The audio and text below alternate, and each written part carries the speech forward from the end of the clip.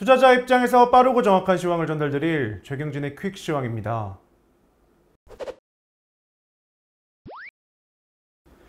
오늘은 해외 시장 대비 상승폭이 적어 아쉬움이 남습니다. 어떠셨나요? 네, 오늘은 학교에서 뒷자리에 앉은 친구가 선생님이 안 볼 때마다 연필로 계속 등을 쿡쿡 찌르는 그런 느낌입니다. 네, 오늘도 질문 바로 드리겠습니다. 오늘은 아시아 시장 전체가 크게 회복하는 좋은 분위기였습니다. 우리 시장만 부진했던 이유가 있을까요?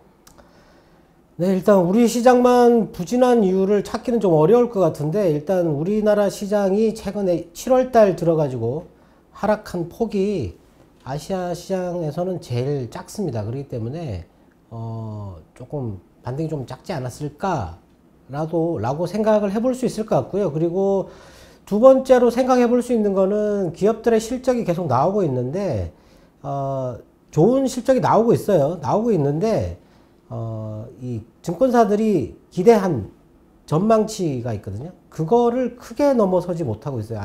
아니면 약간 하회하는 뭐 그런 실적이 나와서 그럴 수도 있고, 오늘 매수는 코스피에서는 기관이 했고 코스닥에서는 외국인이 했는데, 제약 쪽을 매수를 했다라는 거죠. 네. 지금 제약을 매수를 할 타이밍이 아닌데 제약을 매수를 했다. 그래서 소외되지 않았을까 싶습니다. 일단 뭐 그 정도가 찾을 수 있는 어떤 그런 이슈인 것 같고요. 일단 뭐 어제부터 미국 시장이 연준 회의가 끝났습니다. 그래가지고 그거에 대해서 조금 얘기가 있었는데, 예상대로 금리를 동결을 했고, 그리고 경제 회복에 진전이 있다. 근데 그 상당한 추가 진전은 아직 멀었다. 갈 길이 멀다. 이렇게 얘기를 했고, 그리고 지금 자산 매입 축소에 대해서 좀 이렇게 강도 높은 논의를 했고, 그게 아마 9월 달에 어떤 내용이 나오지 않을까. 지금 이렇게 생각을 하는 겁니다. 이번에 회의가 끝나면 9월 달까지 이제 회의가 없는데, 다음 달에는 잭슨홀 미팅이라는 게 있어요. 그 금융권 수장들이 모여가지고 회의를 하는 게 있는데, 거기서 아마 이제 자산 매입 축소에 대해서 일정을 어느 정도 얘기를 하지 않을까 싶고, 9월 달에 결정을 해서 12월이나 11월 달 그 정도부터 축소에 들어가지 않을까 하는 게 지금 현재 시장의 생각인데, 그 생각에 현재 맞춰가는 것 같습니다. 그래서 크게 악재는 아니었던 것 같다. 근데 기존의 입장과 크게 바꾸지 않으면 악재가 될 것이다 라고 하는 그런 의견이 있었는데, 시장에 큰 충격은 주지 않았습니다. 한 가지 조치가 추가로 나온 게 있었는데, 상설 레포 창구라는 걸 가동을 한다고 했습니다. 이게 옛날부터 논의는 돼 있었는데, 이게 금융시장에서 갑자기 그 돈의 흐름이 막히게 되면 그거를 좀 이게 만회시켜 줄 만한 그런 창구로 활용할 그런 거를 만들려고 했었는데, 이제 가동을 한다. 오늘 밤부터 가동한다. 이게 이제 그 프라이머리 딜러라고 하는 그 은행들이 있어요. 그러니까 미국 재무부와 거래하는 큰 대형 은행들이 있는데, 그 은행들이 갖고 있는 연준 기관들, 연방 기관들이 발행한 채권, 그걸 담보로 해서 단기적으로 돈을 빌릴 수가 있습니다. 0.25% 금리로. 예. 그러니까 유동성을 이렇게 좀 원활하게 이게 할 수 있겠죠. 돈줄이 막히면 빨리 거기 가서 돈을 빌릴 수 있는. 그게 나와가지고 생각지도 못한 거였는데, 일단 뭐 어느 정도 효과를 줄지는 모르겠지만, 뉴욕 연은 총재도 얘기했지만, 지금 평상시에는 가동이 뭐 그렇게 크게 되지 않겠지만 좀 위험할 때는 상당히 큰 역할을 할 거다. 뭐 이런 얘기를 했습니다. 네. 갑자기 근데 왜 이런 거를 하는지 모르겠지만, 일단 뭐 시장에는 그렇게 나쁜 영향을 준 것 같지는 않다. 네. 그리고 코로나의 얘기를 했는데, 코로나가 지금 현재 경제에 미치는 나쁜 영향이 미미하다라고 얘기를 했어요. 네. 어느 정도 산업이 적응을 한 것 같다라고 얘기를 했는데, 네, 작년하고는 완전히 다른 그런 얘기를 한 거죠. 네. 일단 뭐 연준에는 그걸로 뭐 일단 금리가 지금 오늘 미국 그 10년물 금리가 1.243 정도 하락해 있습니다. 또 내려와 가지고 올라갈 생각을 안 하고 있는데, 아마 이제 뭐 금리 이쪽이나 이런 거, 그리고 아마 이게 금리가 이렇게 내려와 있는 게 이 상설 레포 창구 때문일 수 있어요. 네. 그래서 그나마 다행이다라고 보면 될 것 같고, 어제 그 미국 그 의회에서 상원에서 그 인프라 법안 처리 절차에 대해서 투표를 했는데 가결이 됐습니다. 그래서 이제 그 법안에 대해서 이제 논의를 시작을 하는 건데, 이제 논의를 시작하는 겁니다. 네. 일단 뭐 첫 번째는 지났다. 네. 뭐 긍정적인 부분이고요. 그리고 합의가 됐다라는 식으로 얘기를 했는데 세세한 부분에서 아직 합의가 안 됐다. 뭐 이런 얘기를 했습니다. 일단 그런 것도 호재였는데 어제 미국 시장은 그렇게 썩 좋지는 않았습니다. 연준 회의가 끝나고 나서 다우가 빠진 것 같아요. 네. 그렇게 빠지고 나스닥하고 뭐 이쪽 기술 쪽은 이렇게 오는 그런 흐름이 나왔었죠. 네. 그리고 미국이 지금 그 반도체 기업들한테 그 보조금 혜택을 주려고 하는 거죠. 세제 혜택 이런 걸 주려고 하는데 본사가 미국에 있어야 된다고 합니다. 지금 그 일부 의원들이 그걸 강하게 주장을 하고 있고, 상무장관이 어제 그거에 대해서 이제 본사가 미국에 있어야 되는데 지금 대만 업체랑 우리나라 삼성전자를 거론을 하면서 본사가 미국에 없다라는 거죠. 그런데도 불구하고 고민하고 있다. 예, 그거는 대통령의 권한이다. 이런 얘기를 했어요. 네. 뭐 준다 그러면 좋은 얘기지만 안 준다 그러면 네, 조금 안 좋을 수도 있겠죠. 네. 그리고 뭐 실적들 좋게 나왔습니다. 페이스북 같은 경우도 뭐 실적이 2배 정도 나왔고, 퀄컴도 실적이 좋게 나왔고, 맥도날드 실적 좋게 나왔고요. 네. 실적은 좋게 나오는 것 같고, 그리고 바이든이 그 미국산을 그 연방에서 구입하는 거, 그거를 그 제품에 대해서 그 부품이 몇 프로가 미국산이냐에 따라 가지고 이제 연방 정부가 구입하는 걸 결정을 하는데, 기존에 55%였는데 그걸 60%로 상향했어요. 그리고 2024년에는 65%, 2029년에는 75%로 높인다. 미국에서 생산되는 부품으로 만들어야만이 사겠다라는 거죠. 네. 미국에다가 뭐 전기차나 이런 거 팔려면 공장을 미국에다가 지어야 된다는 얘기죠. 반도체도 마찬가지고. 네. 일단 뭐 그런 뉴스는 있었는데 뭐 그런 것들은 사실 뭐 시장에 큰 영향이 없었던 것 같고, 오늘 중국 시장이 크게 반등을 했습니다. 다행스럽게도 홍콩이 한 3% 넘게 올랐던 것 같고, 우리나라 시장은 오늘도 홍콩 시장, 그 중국 시장만 쳐다보고 있었는데 아주 질이 나쁜 그 매도가 있었어요. 네, 이런 매도 정말 좀 짜증이 나는 그런 매도인데, 네, 뒤에서 이렇게 쿡쿡 찌르는 듯한 기분 나쁜 매도죠. 이게 누군지 이게 알 수도 없고, 네. 오늘 그것 때문에 시장이 약세였는데, 하여튼 뭐 중국이 이제 하락이 끝난 것 같아가지고 앞으로 실적에 대해서만 좀 더 집중할 수 있지 않나 싶습니다. 네.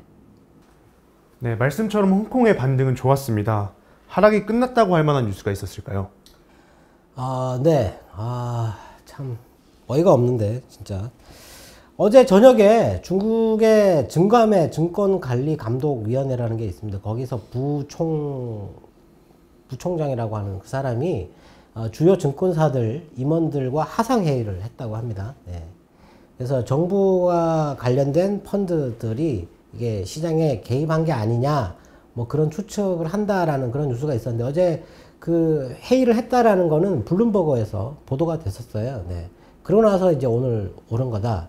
근데 그렇게 하면서 이제 그 지금 교육 관련된 부분에 대해서 중국이 이렇게 규제를 하는 거는 건설적인 그런 관리를 하기 위해서 하는 거지, 기타 산업들을 이게 해치려고 하는 게 아니다라고, 예, 소통을 좀 하려고 했습니다. 그리고 그 중국의 관영 매체들이 일제히 다 그런 내용을 보도를 했고, 그리고 어제 뭐 스촨성이죠. 네. 거기서는 뭐 육아 보조금을 500위안 처음으로 중국에서도 육아 보조금을 지급한다, 뭐 이렇게 뉴스가 나왔었는데, 일단 뭐 정말, 네, 뭐 중국은 정부가 어떻게 하느냐에 따라 가지고 빠지고 내리고 한다라는 거죠. 네. 의도적으로 물론 뭐 이렇게 급락을 이렇게 한다라는 거를 만들려고 그렇게 한 건 아니겠지만, 일단 의도적으로 일단 시장에 과한 개입을 하면서 시장이 급락을 했고, 그거를 또 이렇게 그 투자하는 사람들, 투자 기관들을 불러가지고 하면 또 반등을 하는, 네, 아주 쉬운 시장이죠. 네. 일단 뭐 그것 때문에 그렇게 뭐 반등을 한 것 같고요. 그리고 오늘 뭐 중국에서 또 그 자국 기업들 중에서 미국에 상장하려고 하는 그런 기업들이 중국의 어떤 규제 요건에 든다면 상장을 허용할 거다, 뭐 이런 얘기를 했어요. 네. 그 요건이 어느 정도인지는 모르겠지만 하여튼 뭐 그렇게 얘기를 또 했었고, 일단 오늘 그 중국 시장 같은 경우는 이렇게 흐름이 계속 좋았어요. 크게 빠지지도 않고. 근데 우리나라 시장의 흐름을 가만히 보면 10시 반에 중국이 열리는데 그 열리자마자 쭉 밀렸어요. 예. 외국인이 선물을 한 3천억 정도 매수를 하다가 10시 반 딱 돼서 중국이 시장을 개장을 하자마자 그냥 그 3천억 넘게 매수한 거를 제로로 만들어 버렸습니다. 외국인들이. 네. 중국 시장이 올라서 시작했거든요. 네. 그리고 밀리지도 않았어요. 크게. 그리고 계속 이렇게 올라가는데도 불구하고 제로로 만들어 버렸습니다. 그러고 나서 그걸 다시 또 이렇게 조금 한 2천억 정도까지 이렇게 회복을 시켰어요. 시키고 나서 12시 반이 돼가지고 중국이 점심시간이거든요. 네. 그때부터 또 매도를 시작을 하는 겁니다. 또 이번 주는 월요일도 그랬지만 월요일은 그냥 처음부터 계속 그냥 6시간 동안 매도를 그냥 쭉 했고, 화요일은 10시 반부터 10시 40분 정도부터 매도를 시작했고, 어제도 12시 40분 정도부터 매도를 했고, 오늘도 12시 반. 네. 거의 뭐 이번 주는 중국의 그 영향 때문에 이렇게 빠지는 건데 점심시간만 되면 매도를 합니다. 이게 정말 시장이, 중국 시장이 이제 멈추는 시간인데, 물론 상해 시장만 멈추거든요. 네. 홍콩은 계속 움직이는데 왜 매도를 하는지 모르겠습니다. 매도를 할 이유가 없는 거죠. 점심시간이라고 해서 매도를 한다. 예, 이해가 안 되는 부분인데, 외국인들의 이 매매 흐름이 너무 질이 나쁘다라는 거죠. 네. 어떤 세력인지 알 수 없는데 상당히 나쁜 의도를 갖고 있다. 예. 그리고 최근에 일부 주식에 대해서 과도하게 매도를 하는 그런, 예, 어느 정도 이익이 나면 천천히 매도를 보통 하거든요. 근데 일부 좀 몰상식한 그런 이 투자자들, 그런 사람들은 한꺼번에 이렇게 매도를 해버려요. 그래가지고 막 이 크게 변동을 주는데 그런 흐름이 있었다. 오늘 같은 경우는 뭐 그런 주식은 없었는데 그래도 선물 시장에서 외국인의 이런 매도 상당히 질이 나쁘다 보면 될 것 같고요. 그리고 매수가 뭐 이렇게 제약 쪽에만 과도하게 집중이 돼가지고 전혀 시황하고 상관없는, 오늘 중국 같은 경우는 반도체하고 뭐 이렇게 차세대 에너지, 예, 그런 쪽으로 이렇게 올랐거든요.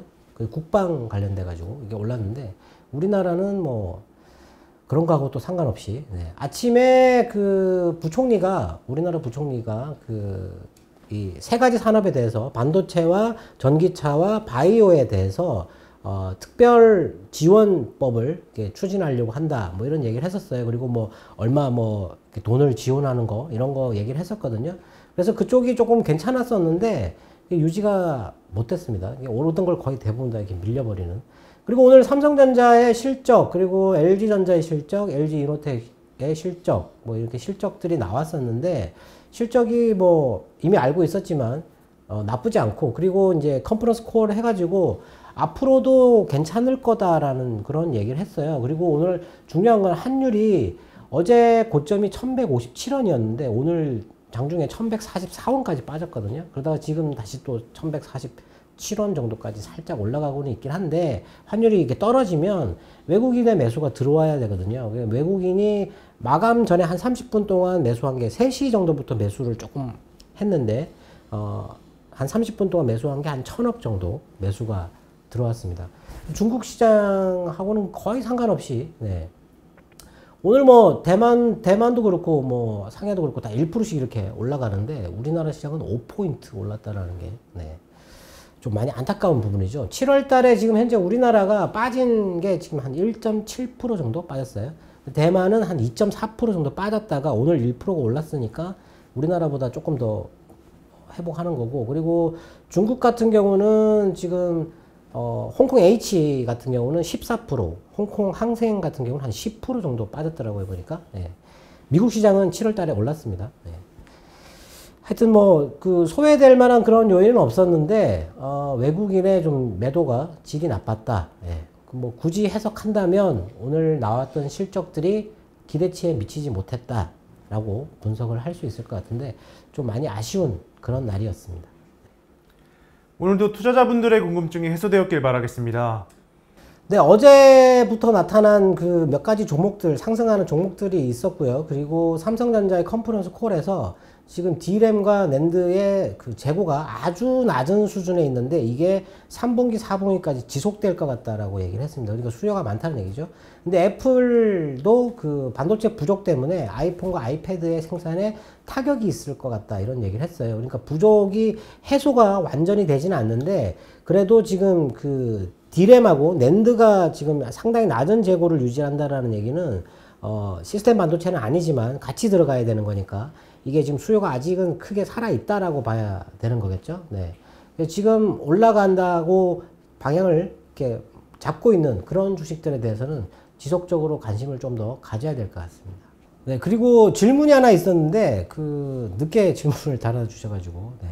하이힐드 채권에 대해서 물어보셨어요. 근데 오늘 제가 아침에 확인을 해보니까 제가 스프레드 얘기를 했었는데, 미국의 하이힐드의 스프레드는 그렇게 많이 오르진 않았습니다. 27일 날, 그러니까 그저께죠. 네. 주가가 폭락할 때, 그때 그렇게 많이 오르진 않았는데, 이머징 쪽의 스프레드는 많이 올랐어요. 예. 이렇게 올랐다가 약간 내려갔다가 다시 이렇게 올랐거든요. 네. 이거 안 좋은 흐름인 거죠. 네. 하이힐드는 이렇게 내려와 있는 상태에서 조금 이렇게 올라가는. 그러니까 하이힐드는 제가 볼 때 지금 오늘 미국채 10년물이 움직이질 않았는데, 이게 위험이 커지게 되면 선진국 국채금리는 매수가 늘어나니까 금리가 빠지고, 그리고 위험한 채권들은 위험이 커지니까 금리가 올라가는 거죠. 이렇게 해서 스프레드가 벌어지는 건데, 이렇게 양방향으로 이렇게 움직이는 건데, 그런 움직임이 크게 나타나진 않았다, 하이힐드 쪽은. 네. 근데 뭐 굳이 하이힐드를 매수할 필요가 있을까 싶습니다. 하여튼, 네. 뭐, 이머징 쪽에 주요하게 봐야 되는 나라는 터키거든요. 터키. 예, 터키의 재정 상태가 안 좋기 때문에 위험이 커질 때 터키의 움직임을 잘 봐야 되는데 하이힐드 같은 경우는 아직 그런 정도는 아니다. 네, 그렇게 보면 될 것 같습니다. 네, 저희는 내일 다시 찾아뵙겠습니다. 지금까지 최경진의 퀵시황이었습니다. 감사합니다.